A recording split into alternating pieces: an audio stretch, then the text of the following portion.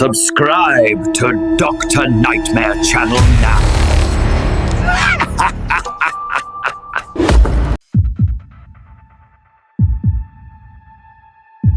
Story 1. The Grocery Store Stalker. The first time I ever worked the night shift alone, I thought it would be easy money. Quiet hours where the world outside slowed down and the aisles of the grocery store became my private little kingdom. The store was one of those older neighborhood supermarkets, the kind that had once been bustling in the daytime but now stayed open 24 hours, mostly for convenience.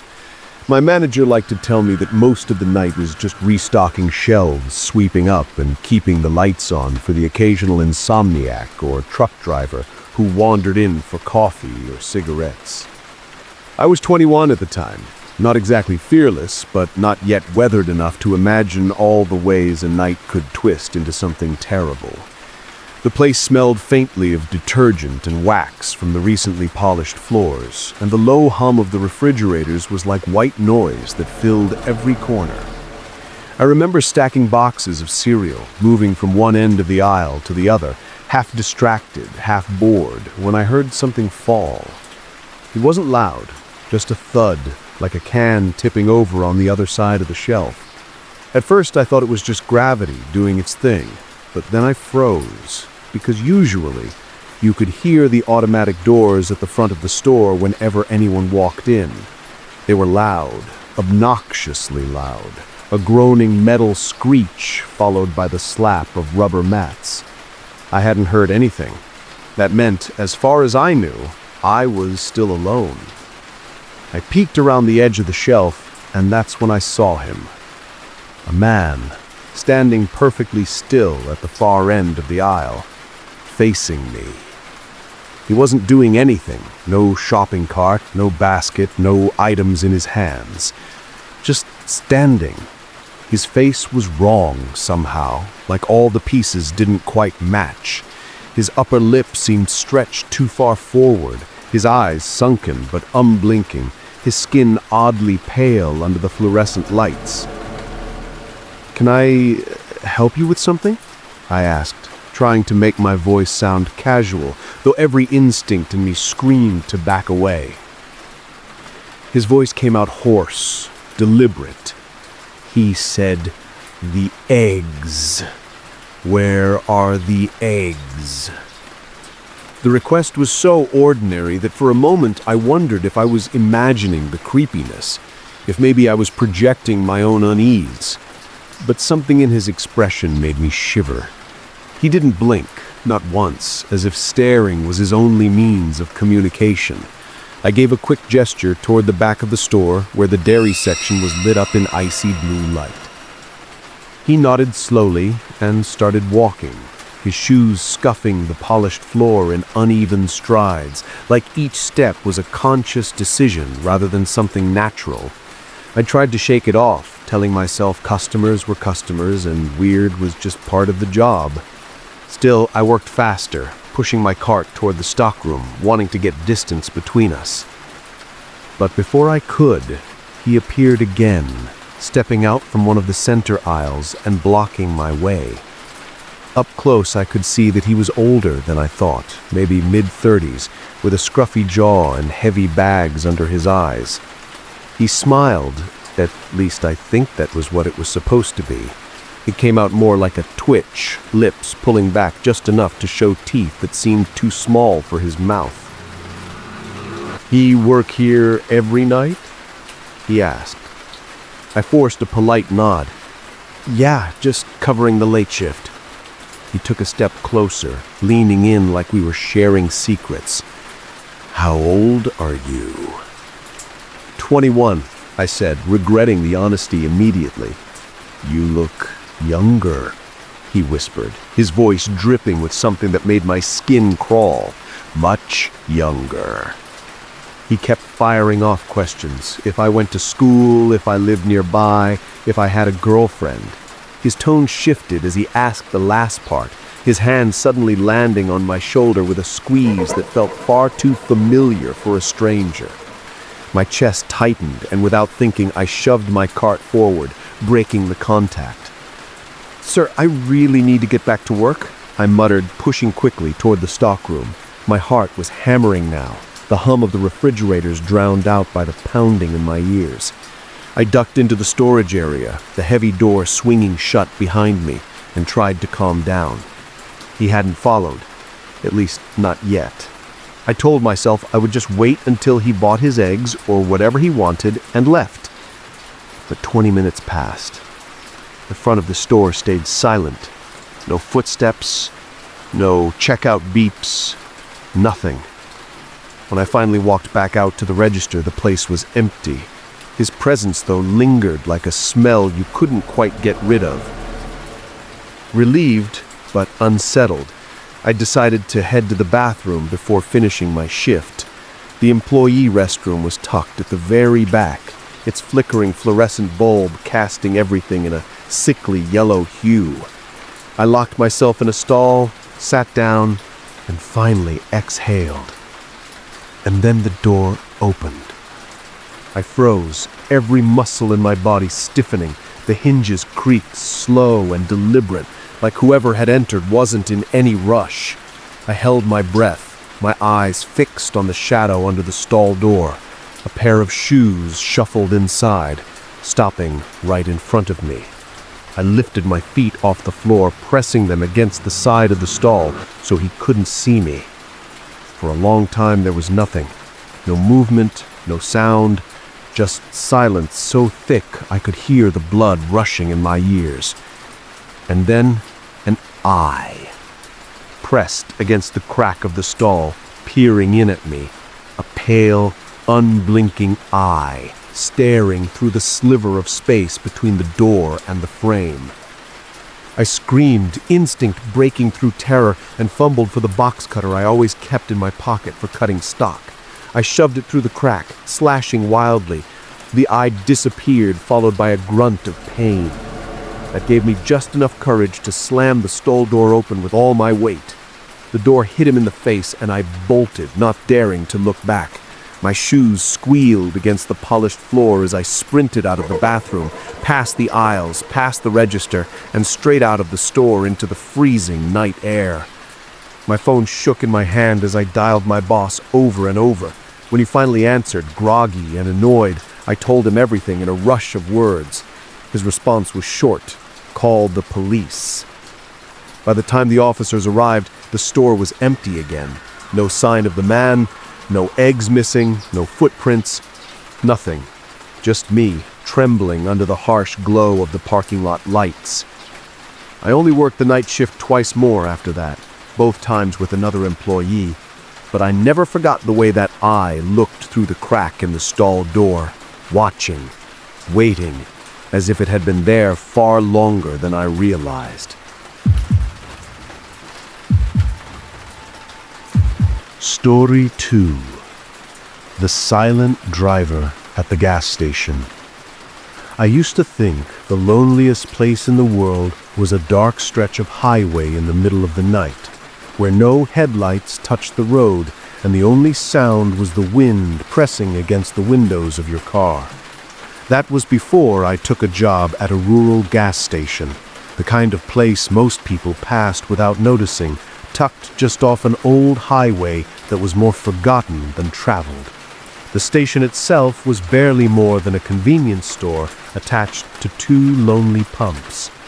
The fluorescent lights above the canopy flickered, buzzing like angry insects, and the inside smelled perpetually of burnt coffee and dust.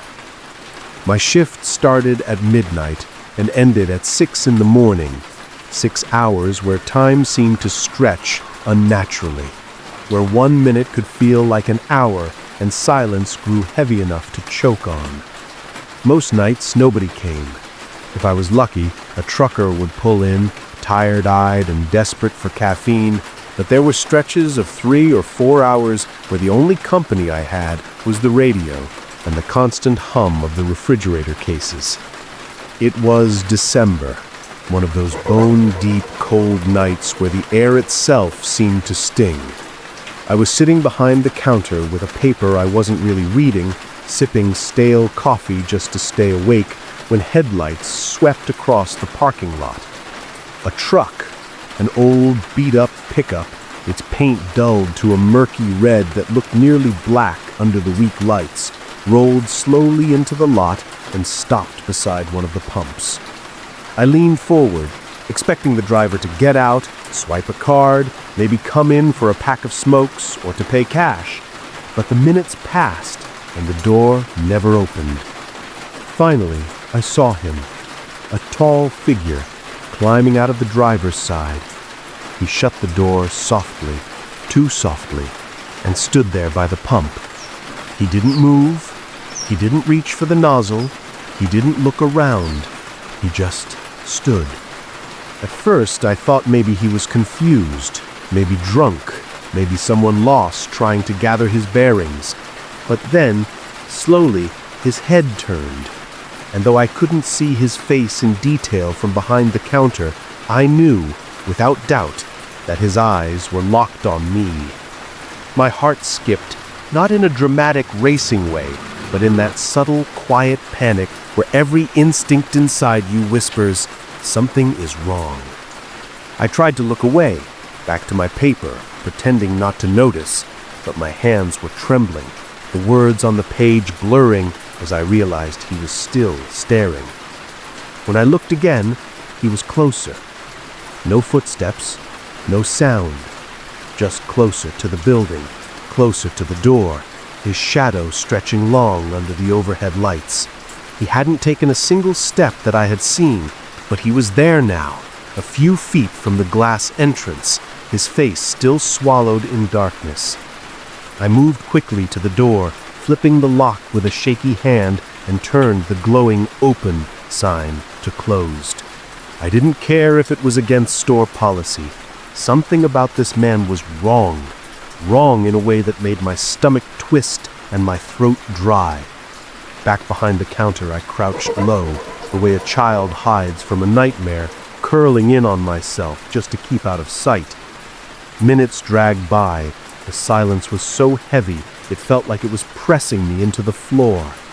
I pulled out my phone and started texting anyone I thought might be awake, just desperate for connection, for someone to tell me I wasn't going crazy. Finally, I gathered enough courage to peek over the counter. He was at the glass. Right there, inches from the door, his outline huge and still, his head tilted slightly like a bird studying prey. And yet his face, God, his face was nothing. Not in shadow, not obscured, but blank, like every feature had been swallowed into darkness that refused to lift. I couldn't see eyes, couldn't see a mouth, just a shape that was supposed to be a man, but wasn't. I stumbled back, knocking over a display of chip bags, my breath ragged and loud in the suffocating silence. With shaking hands, I grabbed the landline phone from the counter and dialed 911. The operator's voice was calm, almost dismissive at first, as I explained through gasps that there was a man outside, staring, not moving, not leaving. She asked me if he had threatened me, if he had tried to break in. "Not yet," I whispered, but even I could hear the edge of hysteria in my voice. Reluctantly, she said she'd send someone to check. I huddled on the floor behind the counter, knees to my chest, praying the minutes would pass quickly, that the red and blue lights would appear before he decided to push harder. And then the sound came. Not a knock, not a polite tap to get my attention, but heavy, brutal thuds against the glass door, each one rattling the frame like it was about to give in. He wasn't trying to be subtle anymore. He was trying to come in. I sobbed, pressing the receiver tighter against my ear, telling the operator through panicked breaths that he was trying to break down the door. But just as suddenly as it started, it stopped. Silence again. A car engine roared to life outside. Headlights washed across the store, too bright, too sudden, and then vanished as the sound of tires crunching on gravel faded into the night. I didn't move until I saw the glow of patrol lights reflect across the windows. 2 officers entered cautiously, their boots heavy on the floor, their eyes scanning the empty aisles. I explained everything, my words tumbling over each other. But when I tried to describe the man, I had nothing. No face, no details, just a blankness, a darkness that clung to him like a second skin. They took my statement, nodded gravely, and told me they'd keep an eye out for a red pickup heading south. But deep down, I knew they wouldn't find him. How do you track something that doesn't even feel real? I lasted a few more months at that job, but the memory never faded. Every time a set of headlights pulled into the lot, I felt the same icy chill crawl up my spine, waiting, terrified that it would be him again, standing in silence, waiting for the door to open.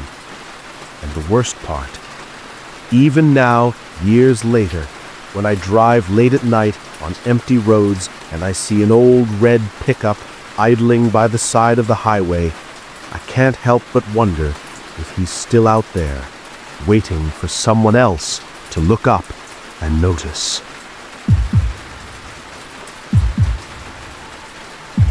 Story 3. The 24-hour market caller.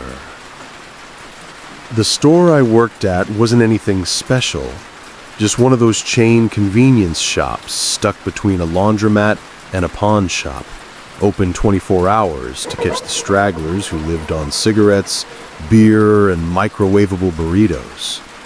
Most people only ever came in during daylight hours, but for me, the night shift was my reality. From 10 at night until 4 in the morning, I sat behind the counter, watching the minutes crawl by, waiting for the slow churn of the city to quiet into a whisper. I didn't mind it at first. Nights were usually slow, and if you could survive the silence, the job wasn't hard. Wipe down the counters, mop the floor, stock the shelves, and ring up the occasional customer. Sometimes drunk college kids would stagger in laughing too loudly, or a cab driver would stumble through for cheap coffee. Harmless, predictable. But there was one night, one customer, that shattered any sense of predictability I thought I had. It started simply enough. A man walked in around midnight. He was young, maybe mid-20s, wearing a hooded sweatshirt with the hood drawn so tightly I could barely see his face. His hands hung loose at his sides, twitching every so often. And when he exhaled, it came out as a strange humming sound, half breath, half moan. At first I thought maybe he was drunk, but there was no alcohol on his breath, just something sour, like spoiled milk. He didn't pick anything up. He didn't look at the shelves. He just walked straight to the counter and stopped, his head tilted up as though staring at the buzzing fluorescent lights above us, though his face stayed angled toward me. "Can I help you with something?" I asked, keeping my tone polite, trying not to show the unease already crawling through me. He didn't answer. Instead, he opened his mouth and let out a sound that I can only describe as a howl, loud, guttural, almost like a scream but warped into something inhuman. It rattled me so badly I actually took a step back. I glanced toward the glass doors, half expecting someone to come rushing in behind him, maybe a caretaker or a friend. But the parking lot was empty, not a single car in sight.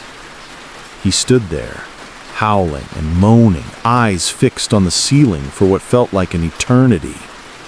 I didn't know what to do, so I grabbed a random bag of chips, slid it across the counter, and said, "On the house. You can take this and head out, okay?" For a moment, I thought it worked. His noises stopped. He took the bag. Then without a word, he turned and walked out into the night. Relief hit me like a wave, but it didn't last. An hour later, the store phone rang. I picked it up, expecting maybe my manager or a delivery call, but what came through the receiver made my stomach drop. That same noise, the guttural howl, the inhuman wail pouring into my ear, distorted through the phone line. I slammed the receiver down so hard it rattled the counter. My chest was tight, my palms clammy, and every instinct in me said not to answer again. But the phone rang a second time, then a third. Each time, the same horrible sound came through. By the time my relief arrived at 4 a.m, I was pale, shaking, and on the verge of tears. I told him what happened, but he just laughed and shrugged and said, "Probably some psycho messing with you." Easy for him to say. He hadn't seen the man. I thought that would be the end of it, just some bizarre encounter I could chalk up to bad luck. But then I got home, dropped my keys on the table, and collapsed onto my couch. My cell phone rang. It was 4:08 in the morning. I stared at the screen, my stomach turning. The number was blocked.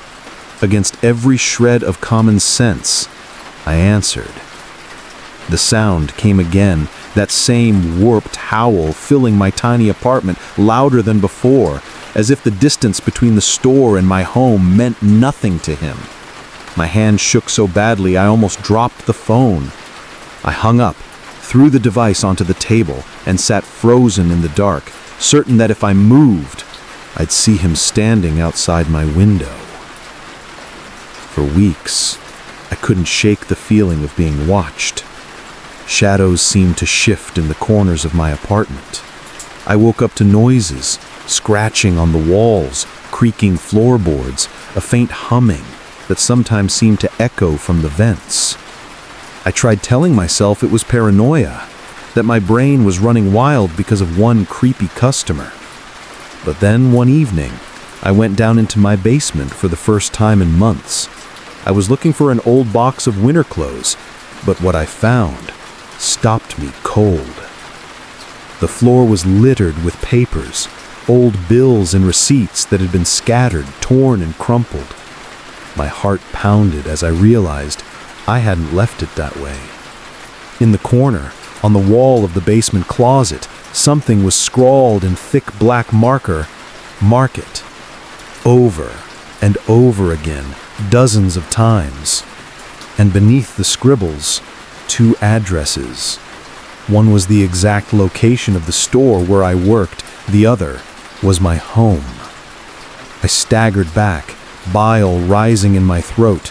The air felt suddenly colder, like someone had been down there, breathing, moving, leaving their presence behind. When I forced myself to open the closet door, I nearly collapsed. Inside, arranged neatly, were knives. Kitchen knives, pocket knives, even a long hunting blade, all lined up on the floor as though waiting for someone to choose. The realization hit me like a sledgehammer. He hadn't just been watching me. He had been here, in my house, living beneath my feet, listening, waiting. I never saw him again after that. Maybe he moved on. Maybe he decided I wasn't worth it. Or maybe he's still out there, watching someone else, calling from another blocked number, leaving his noise to echo in another person's ears. But I can tell you this, I never answered an unknown call again. And every time my phone rings after midnight, I feel that same sickening dread, like at any second, I'll hear the howl that has haunted me ever since that night.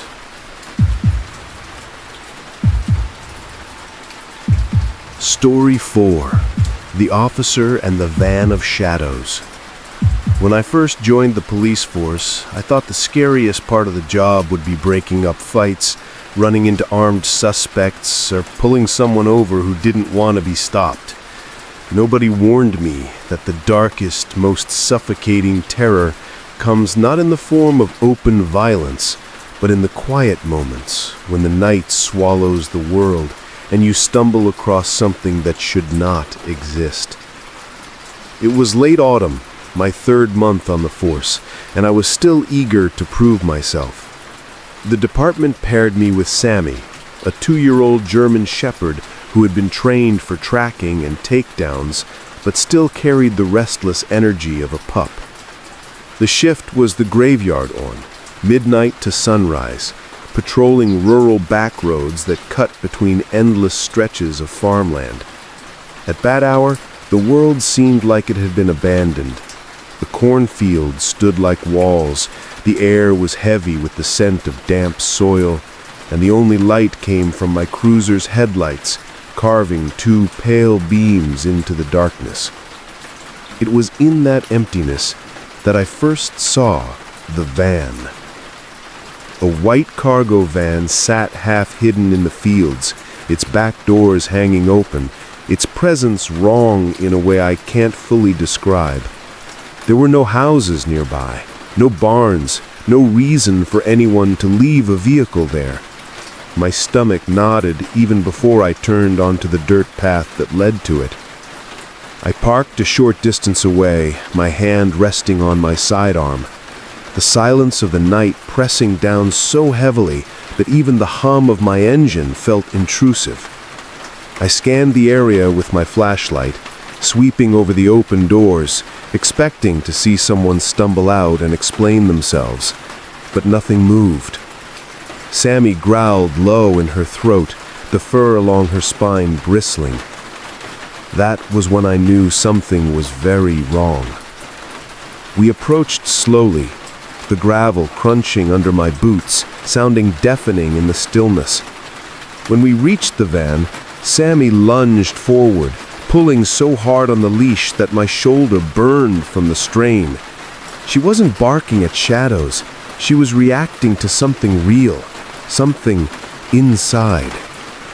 I swung my flashlight beam into the cargo hold. The smell hit me first, thick, sour, and so heavy it coated the back of my throat. Rot, decay, the kind of stench that can never be mistaken for anything else. Then the beam landed on the bags, 7 of them, long, dark body bags, each one zipped but not fully closed at the bottom, and sticking out from the openings were feet, pale, lifeless feet. My breath hitched, my vision swam. For one sickening second, I thought I might collapse right there. But training kicked in, or maybe survival instinct, and I staggered back, fumbling for my radio, my voice trembling as I requested immediate backup. That was when the sound came. A twig snapped in the fields behind me. I froze. Sammy erupted in wild barking, teeth bared, her entire body straining against the leash. I yanked her close, but she tore free, bolting into the corn like a bullet, her barking swallowed by the thick stalks. I drew my gun and followed, the stalks slapping against my face, every shadow twisting into something menacing. The further I went, the less I could hear Sammy, until finally her barking cut off altogether. The silence that followed was worse than any scream. Then I heard it. Movement. Not just in front of me, all around me. The stalks shifting, footsteps crunching on the soil, whispers of fabric brushing against leaves. I spun in a circle, my flashlight cutting frantic arcs through the darkness, but every direction looked the same, an endless maze of stalks and shadows. My pulse thundered in my ears, my finger twitching on the trigger, my throat dry as sand. Then, arms. 2 arms, strong and sudden, wrapping tight around my neck from behind. The grip crushed my windpipe, my body jerking in blind panic as I clawed at the forearm, pinning me in place. My vision blurred, black dots spreading across my eyes. The gun felt slippery in my hand, useless as my strength ebbed away. I thought that was it. Then, Sammy came back. Her bark split the night, followed by a snarl and a scream. My attacker's grip loosened as Sammy sank her teeth into his leg, shaking violently. I spun, raising my weapon, and in the chaos of the flashlight beam and the thrashing shadows, I pulled the trigger. The man collapsed. My ears rang from the shot. My chest heaved. Sammy, blood on her muzzle, circled back to me, still growling. I didn't stop to think, didn't stop to look closer. I grabbed her by the leash, and together we ran, bursting out of the corn and sprinting for the cruiser. The entire way back, I felt them. Footsteps chasing, shadows flanking us, the sensation of being hunted from every direction. But when I slammed the door shut and floored the accelerator, the fields fell behind us, swallowed in the red-blue flash of my emergency lights. Backup arrived minutes later, but when we returned to the van, it was gone. No tire tracks, no evidence, no trace it ever been there. Not even the smell remained. And the body? Gone too. For weeks afterwards, I couldn't shake the guilt. I had sworn to protect people, sworn to stand my ground, but when faced with the unexplainable, I fled. Part of me still wonders if I even killed a man that night, or if I fired into something that wore a human shape only long enough to convince me it was real. All I know is this. Sometimes, when I'm driving the back roads alone, I catch sight of a white van parked just far enough into the fields that I can't see who's inside. And every time, Sammy growls low, her ears flat, as though she remembers too.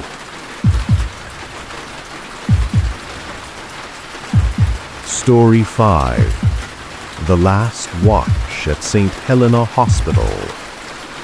Hospitals are supposed to be places of healing, but after midnight, when the fluorescent lights buzz like dying insects and the hallways stretch out in unnatural silence, they feel more like tombs. I had been working as a night security guard at St. Helena Hospital for only 6 months when I realized there was something profoundly wrong with the building itself. The hospital wasn't modern. It was an old brick facility that had been expanded and renovated so many times it felt like a patchwork of eras.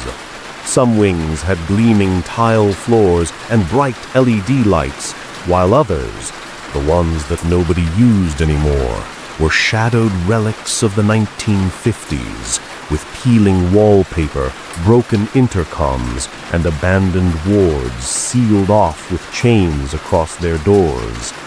I hated those places most of all, but the job was the job, and my rounds took me everywhere. Most nights were boring. I'd patrol the parking lot, check the doors, walk the halls where only a handful of nurses and doctors moved like ghosts on silent shoes. But there was one wing, the North Wing, that had been closed for years, and every guard before me warned, "Don't linger there." They never said why. They didn't need to. It was the night before Christmas Eve when everything changed. The hospital was quieter than usual, with fewer patients and fewer staff, and I found myself walking alone down the long corridor that led past the chained North Wing.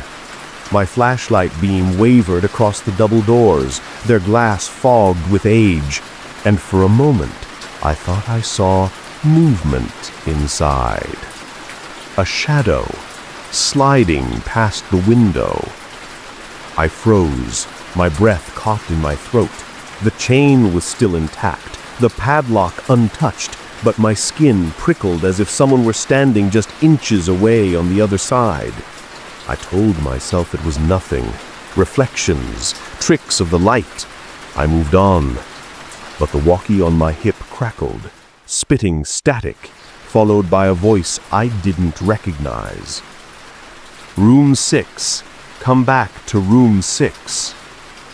The hairs on the back of my neck stood straight. That was impossible. Room 6 was in the north wing. It had been sealed for decades. I pressed the talk button, trying to steady my voice. "Who is this? Identify yourself." Only static replied. Against my better judgment, I returned to the chained doors. My flashlight beam trembled as I scanned the lock again. Still closed, still sealed, but beyond the fogged glass, I could see something now. A figure standing motionless, its head cocked at an angle, as though it were listening. I stumbled back, the walkie still crackling on my hip. "Come in, guard. We're waiting." I nearly bolted then, but training, or maybe just fear of looking weak, kept me rooted. I reported the incident to dispatch, but the radio fizzed and died in my hand, the batteries suddenly drained, though it had been fully charged when I started. So I did the only thing left to do. I kept walking my rounds, but the hospital had changed. Every hallway felt colder. The overhead lights flickered more than usual, humming like they were about to burn out. I passed one room where a patient lay asleep, their heart monitor blipping steadily. But as I lingered for just a second, the monitor flatlined in a scream of alarms. Yet the patient didn't stir, didn't die, didn't move. And when the nurse came rushing in, the machine blinked back to normal, as though nothing had happened. By 3 in the morning, I was frayed, my nerves raw, when I returned again near the north wing. And this time, the chain was gone. The doors stood slightly ajar, the darkness inside yawning like a mouth waiting to swallow me. My flashlight cut into the gloom, and I whispered to myself that I should turn around, that nothing in the world could make me step inside. But then the walkie hissed again, and through the static, a child's voice whispered, "Help me." It was faint, desperate, full of pain. Against every rational thought, I pushed the door open. The smell inside hit me like a physical blow. Mildew, rust, and something sweeter, rotting, like old blood left too long in the air. The walls were yellowed with age, and graffiti scrawled across them in jagged handwriting, "We never left." I moved slowly, each step echoing too loudly in the empty ward. The rooms were filled with broken gurneys, overturned chairs, shattered glass. My light swept across them, catching fragments of movement that vanished before I could focus. Then I heard it. A soft sobbing, coming from deeper inside. I followed it, heart hammering so hard I thought it would echo down the halls. Room numbers passed. 4, 5, then 6. The door was half open. I nudged it with my foot, the hinges groaning, and what I saw inside will never leave me. The room looked untouched, as though time had frozen there. The bed was neatly made, the sheets too clean for a place abandoned. And sitting on the bed was a child, a boy, no older than 7, his skin pale, his hospital gown faded.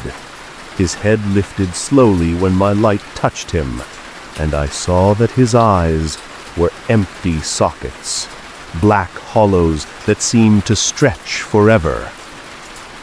He smiled. "Thanks for coming," he said, though his lips barely moved. The sobbing I'd heard before grew louder, but it wasn't coming from him. It was coming from the walls, from the vents, from everywhere at once. The room filled with the sound of crying, dozens of voices overlapping, wailing, begging. I stumbled back, fumbling for my radio, but the child rose to his feet with a jerk, his movements unnatural, puppet-like. He took one step toward me, then another, his head tilting at a sick angle. "Stay with us," he whispered. The voices screamed now, a cacophony that rattled the glass in the windows, that shook the floor under my boots. I ran. I don't remember how I made it out. The halls twisted, stretching into endless corridors, the lights flickering so violently it felt like strobe flashes. Every turn led me deeper, every door slammed shut when I tried it, until finally, somehow, I burst back into the main wing, collapsing against the wall as the doors to the north wing slammed shut behind me with a deafening clang. The chain was back. The lock was in place. I stared in horror, my lungs burning, sweat dripping into my eyes, knowing I hadn't imagined it, knowing I had been inside. When the morning shift arrived, I quit. I handed in my badge, my keys, and walked out of St. Helena without looking back. But some nights, when I try to sleep, I still hear the static hiss of the walkie in my dreams, followed by that child's voice whispering, soft and cold, right against my ear.